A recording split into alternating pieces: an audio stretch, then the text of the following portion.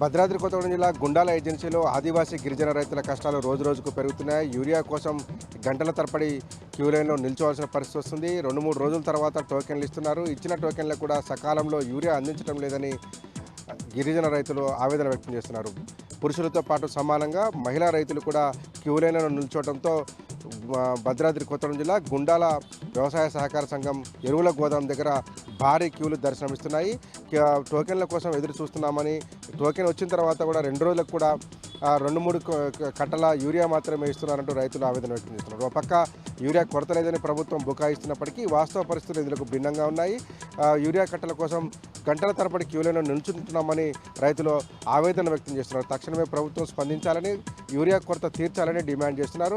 మహిళా రైతులు క్యూ లైన్లో నుంచోలేక కాళ్ళు నొప్పి లేవడంతో కింద కూర్చున్నటువంటి దృశ్యాలు కూడా సోషల్ మీడియాతో పాటు ప్రధాన మీడియాలో వైరల్గా మారుతున్నాయి.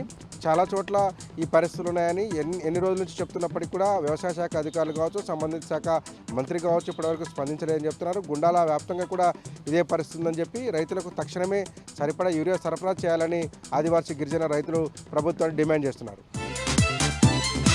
ఖమ్మం జిల్లా వైరా మండల కేంద్రంలో రైతులు, రైతు సంఘం నేతలు ఆందోళనకు దిగారు. గండగలపాడు సమీపంలో ఉన్నటువంటి ఖమ్మం దేవరపల్లి గ్రీన్ఫీల్డ్ హైవేను పరిశీలించారు. గ్రీన్ఫీల్డ్ హైవేకు నిర్మాణం కోసం భూములు ఇచ్చినటువంటి రైతులు పక్కనటువంటి పంట పొలాలకు వెళ్లేందుకు సర్వీస్ రోడ్లను ఉపయోగించుకోకుండా హైవే అధికారులు వ్యవహరించడాన్ని రైతులు, రైతు సంఘ నేతలు తప్పుపట్టారు.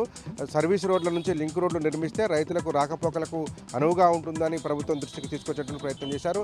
కానీ సర్వీస్ రోడ్లకు గోడలు కడుతున్నారని, దీనివల్ల రైతులు తమ పొలాలకు వెళ్లి వ్యవసాయ పనులు చేసుకునేందుకు ఇబ్బందిగా మారుతుందని నినాదాలు చేశారు. తక్షణమే ప్రభుత్వం స్పందించి సర్వీస్ రోడ్ల నుంచి లింక్ రోడ్లు నిర్మించాలని, ఇప్పుడు సర్వీస్ రోడ్లకు కడుతున్నటువంటి గోడలను తొలగించి రైతుల రాకపోకలకు అనువుగా చేయాలని నినాదాలు చేశారు. దాంతోపాటు హైవే నిర్మాణం కోసం ప్రభుత్వం రైతుల దగ్గర నుంచి కోట్ల రూపాయల విలువైన భూములను అతి తక్కువ ధరకు లాక్కుందని ప్రభుత్వంపై విమర్శలు చేశారు. ఈ నేపథ్యంలోనే హైవే నిర్మిస్తున్నటువంటి క్రమంలో పంట కాలువలను కూడా పూర్తిగా ధ్వంసం చేశారని, ప్రభుత్వం దృష్టి పెట్టి పంట కాలువలను పునరుద్ధరించాలని, హైవేకి ఆనుకొని ఉన్నటువంటి సర్వీస్ రోడ్లకు లింక్ రోడ్లు ఏర్పాటు చేసి రైతుల రాకపోకలకు అనువుగా చేయాలని, ఇప్పుడు కడుతున్నటువంటి గోడలు తొలగించి సర్వీస్ రోడ్లను రైతులకు అనుకూలంగా చేయాలంటూ రైతు సంఘ నాయకులు ప్రభుత్వాన్ని డిమాండ్ చేశారు.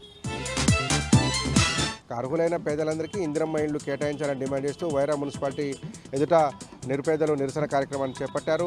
వైరా టౌన్లో ఉన్నటువంటి 2వ వార్డులో సంబంధించినటువంటి నిరుపేదలంతా మున్సిపాలిటీ ఎదుటికి వచ్చి ఆందోళన కార్యక్రమం కొనసాగించారు. ఇదే 2వ వార్డులో దాదాపు 2 దశాబ్దాల కాలంగా నివాసం ఉంటున్నామని, కానీ ఇప్పటివరకు తమకు ఎలాంటి ఇల్లు రాలేదని నిరుపేదలు ఆవేదన వ్యక్తం చేశారు. కాంగ్రెస్ ప్రభుత్వం వచ్చిన కొత్తలో ఇందిరమ్మ ఇల్లు ఇస్తామని చెప్పి చేసినటువంటి సర్వేలో తమ పేర్లు ఉన్నాయని, తమను అర్హులుగా గుర్తించారని, తీరా పట్టాలు మంజూరు చేసిన నాటికి తమ పేర్లు తొలగించడం పట్ల వారు తీవ్ర అభ్యంతరం, ఆందోళన వ్యక్తం చేస్తున్నారు.